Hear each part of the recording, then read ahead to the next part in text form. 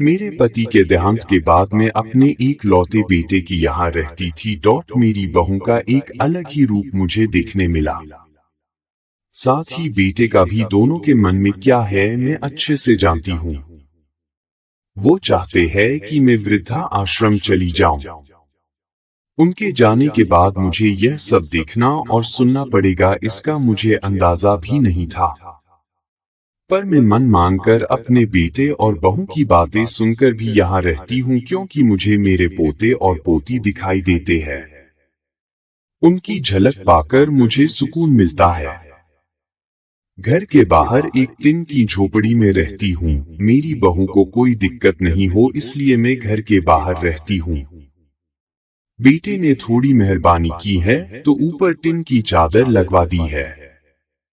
समय समय पर थोड़ा राशन दे देता है तो मैं अपना बनाकर खा लेती हूँ। मैंने अपने बेटे को कह दिया है कि मेरी वजह से उन दोनों को कोई प्रॉब्लम नहीं होगी, बस मुझे यही रहने दे, इसी घर में मुझे मर जाने दे, मैं बस यही चाहती हूँ।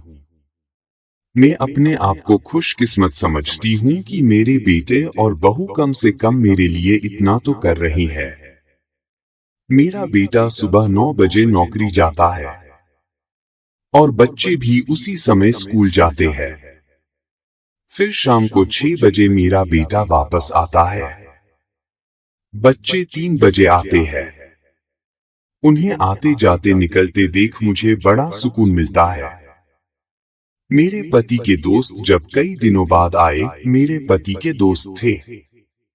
उनकी पत्नी का भी स्वर्गवास हो गया है। उस समय पर वो हमारे घर पर आया करते थे। उनसे हमारे अच्छे रिश्ते थे। उनका घर हमारे घर से थोड़ी दूरी पर था। पैरों में समस्या हो गई थी, ठीक से चल भी नहीं पाते थे। वो बड़े दिनों बाद मेरे यहाँ आए। मुझे उन्हें देखकर अच्छा लगा। उनका हाल भी मेरी तरह ही था। बच्चे अब उनसे भी परेशान थे। आकर मेरे पास अपना दुखड़ा रोते थे और उन दिनों को याद करते थे। बुढ़ापा हम जैसों को बहुत रुलाता है।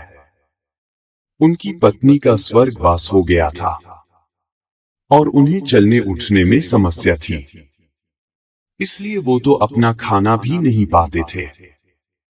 मेरे पास आए तो मैं समझ गई कि यह इतनी मुसीबत में चलकर पुराने दोस्तों के यहाँ चाय और खाने की चाह में ही जाते होंगे। उनकी भी अपनी मजबूरी थी। वो आए तो मैंने उनके लिए खाना बनाया और उन्हें खिलाया।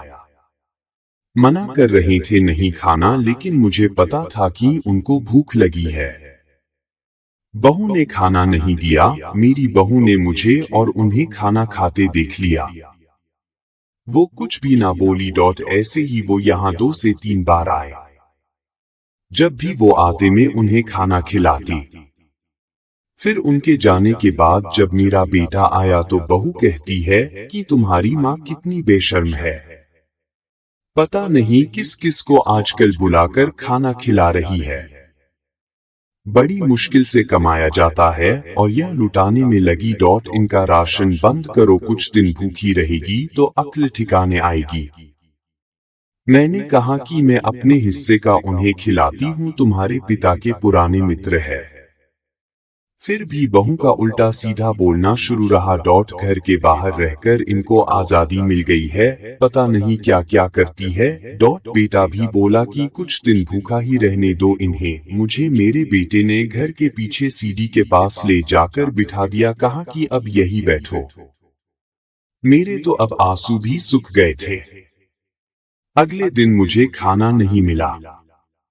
मेरे टिन के उस छोटे से कमरे को बहू ने तोड़ दिया। तब मुझे लगा कि अब मैं गलत कर रही हूँ। एक दिन पूरा भूखा रहने के बाद मैंने सोचा कि मैं गलत कर रही हूँ। मुझे अब अपने बेटे की यहाँ नहीं रहना चाहिए। और शायद गलती भी मेरी ही है। मेरी ही परवरिश में कोई कमी रही है, तभी तो यह परिणाम आया। अगली सुबह मैंने अपने बेटे को कहा कि मुझे वृद्धा आश्रम छोड़ आ, अब मैं तुम दोनों को ज्यादा परेशान नहीं करना चाहती। बहू ने कहा कि एक दिन भूखी रही तो अक्ल ठिकाने आ गई ना। बेटे के चेहरे पर भी अजीब सी खुशी थी। जल्दी से तैयार हो गया मुझे छोड़ने के लिए। बहू कह रही थी कि आज की छुट्टी ले लो, यही आसपास मत छोड़ आना, कहीं 3 दिन में वापस आ जाए। मैंने अपनी बहू से कहा कि बेटी चिंता मत कर, मैं अब नहीं आऊंगी। मैंने अपने पोता पोती को गले लगाया। मुझे पता था कि अब मिलना नहीं हो पाएगा। बेटे को भी चाहती थी कि एक बार जी भर के गले लगा लूं, लेकिन वो बोला चलो जल्दी करो। मैंने बहू को कहा कि बेटी अपना ध्यान रखना। मेरा बेटा मुझे छोड़ आया। वहां आकर मैंने देखा कि मेरी तरह कई है। थोड़े दिन उदास रहते हैं, फिर सच को स्वीकार कर लेते हैं। मैं अब यहाँ खुश हूँ, कुछ काम भी करती हूँ। मैं चाहती हूँ कि ऐसा कहूँ कि ऐसा किसी के साथ ना हो, लेकिन ऐसा कब किसके साथ हो जाए कोई बता नहीं सकता। लेकिन माँ बाप को ऐसे समय के लिए भी तैयार रहना चाहिए। बस बच्चों को पालकर बड़ा कर दो, उनसे कुछ उम्मीद मत रखो।